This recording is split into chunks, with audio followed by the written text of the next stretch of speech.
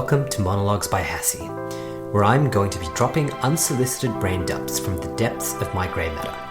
I'll talk about life, money, society, and self-development, plus whatever else lies up there, whilst hopefully not getting cancelled in the process.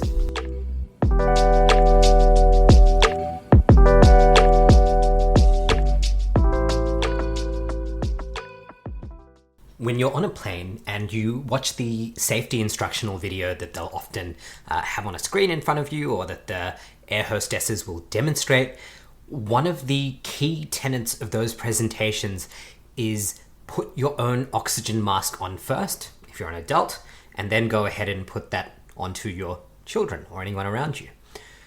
And taking that as a broad concept, putting your own oxygen mask on first is something that I never realized or implemented in my own life up until the past month.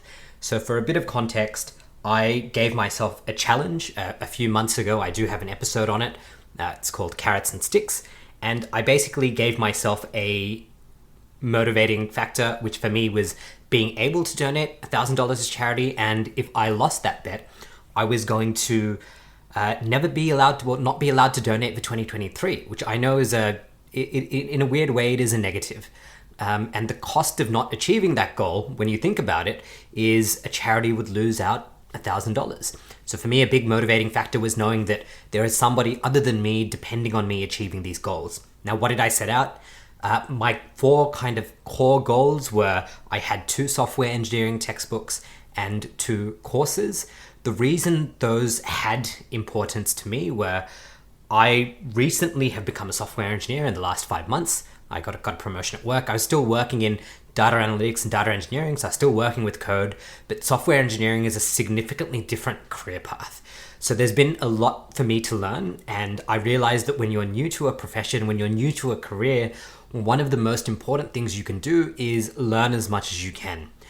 And that's important because the knowledge you have now will compound, and it's going to open doors and more opportunities in the future. Software engineering also happens to be a very interesting career where it's not time-bound like careers like maybe law or medicine, where you need to go through well-defined residencies or periods of kind of working. You might have to hit 5 or 10 years experience before you can become a senior partner, or there's generally, I guess, a time-bound element to certain careers, but with software, that doesn't exist. I don't have a degree in software engineering. It's purely self-taught and, of course, learning from others around me. But it's one of those careers where if you're an amazing software engineer and you're 14 years old, no one cares how long you've been coding. The fact that you've been able to acquire those skills in a short period of time means that you can reap those rewards without inherently having to wait 8 to 10 years. So there's a very strong benefit for me learning as much as I can. So my job itself, again, partially because we're doing amazing work, partially because I'm, again, a new software engineer, learning new things, working with different frameworks. It can be quite challenging at times. So on a good week would be like if you're spending 40 hours, but depending on the projects that are due, I could easily be spending more time at work. And because of this challenge, in addition to working, I was easily putting in an extra 20 to 30 hours a week of studying, learning, reading, doing coursework, building small projects to test my skills out and really improve. And that was an incredibly time-consuming thing because I was basically doing, I think in the worst week of this challenge, I probably did about 90 hours in the week, which looking back is absolutely disgusting. And yesterday was the last day of work for me. And I remember thinking, holy hell, I'm so cooked right now. My brain is it's so close to shutting off. I'm trying to solve this problem. I'm trying to solution stuff, but my brain's not really working because I really did come up to the point of burnout. I really came up to the point of burnout because I was just constantly working. I'd leave my work, I'd switch off my work computer, I'd go for a run, and I would come back and log onto the computer and do more work. On the weekends, I'd drive to a library. I remember there was one day where I worked at the library for the whole day, so it was open from 9 to 5. I left the library, I went to Starbucks, I read I was reading textbooks at Starbucks. When Starbucks closed, I still hadn't finished the textbook I wanted, so I drove to McDonald's and had a peppermint tea at McDonald's, sat down and finished that textbook off. And I remember I got home at like 1 a.m. So this is what I was doing. And maybe people at work noticed that I was extremely tired all the time, and it's not because I was inefficient at my job, but I was just trying to learn as many skills as possible. So I was doing extracurricular work to become a better software engineer. So very close to the point of burnout. But coming back to the whole point, put your own oxygen mask on first. Why is this important? And one thing I realized about having this very clear, defined goals is I needed to look after myself first. And I'm somebody who I guess has always been a little bit of a people pleaser. I've always tried to take the easiest path, to make life easy for people who want things from me. And generally, I've given away my time even if I don't feel like it's a valuable use of my time, which is a very bad habit in hindsight looking. But I guess this whole podcast and me podcasting is really talking about how I'm improving with these things. And one of the things I realized is a normal person might switch off work at 5 o'clock, 5:30, come home, crack open a beer, and they might decide to talk to the mates. They might be bored, they might be lonely, they might have a question. And I'd get calls from people. And I remember, my phone was on bedtime mode. I would ignore any form of synchronous communication during this period.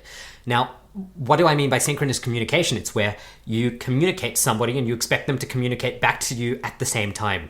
So it's like, if I knocked on your door right now and walked into, barged my way into your house and said, let's have a cup of tea and a conversation, that's synchronous. If I send you an email or send you a text and expect you to come back to me, that's asynchronous, because we can communicate but not in sync with each other. And what I realized is some people were trying to communicate with me synchronously, and I realized, why are they trying to communicate with me synchronously? Is this going to be a good use of their time? Is it life and death? And the answer is, it wasn't, at least for this period. And that's not to say that I'm not interested in helping people and I won't help people if it's really serious. But I sometimes knew that in advance that, okay, this conversation is going to be half an hour out of my time, which is going to mean I'm going to be reading 10 pages less of my textbook. And if I don't hit my goal, I know that $1,000 is not going to go to charity. So it's a lose-lose situation. And at the same time, how much value is this other person going to get out of that half an hour? Are they simply bored? Are they simply wasting time? And this is something I would have never done before, never done this aggressively. And I was really aggressive with this.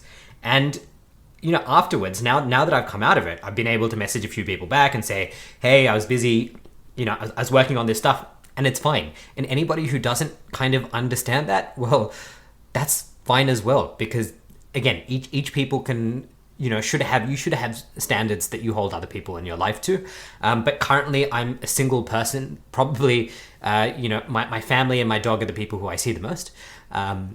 My dog, absolutely deserves my time. I need to walk my dog, right? I have a responsibility to her. Do I have a responsibility to somebody who wants to chit chat for half an hour after they've finished work? But realistically, they're calling me in work hours. And the answer is no, I don't. So I really did put my own oxygen mask on first.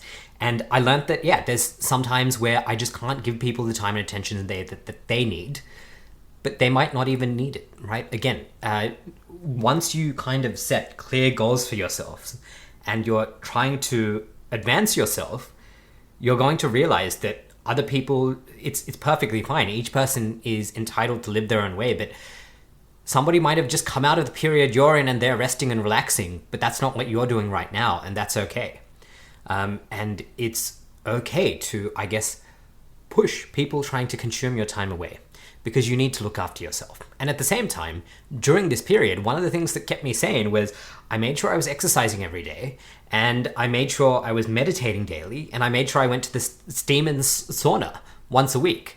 Now, imagine all the people listening to this saying, oh, you didn't pick up our calls, you didn't give us time and attention, but you had time to go to the sauna. Well, for me, this was, again, I was coming so close to the point of burnout, but I avoided it by making sure I looked after myself during this period and ruthlessly and aggressively prioritizing my time. So if you're out here working on something and maybe you've got plans in 2023 to work on something and advance yourself, feel free to be ruthless. People will understand. Put your own oxygen mask on first. And with that, I'll leave it there. I wish you great success with all of your endeavors.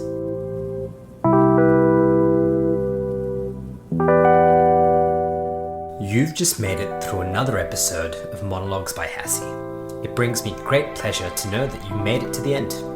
To listen to more episodes, subscribe on your favorite podcast app or visit monologuesbyhassie.com. Thanks for swinging by.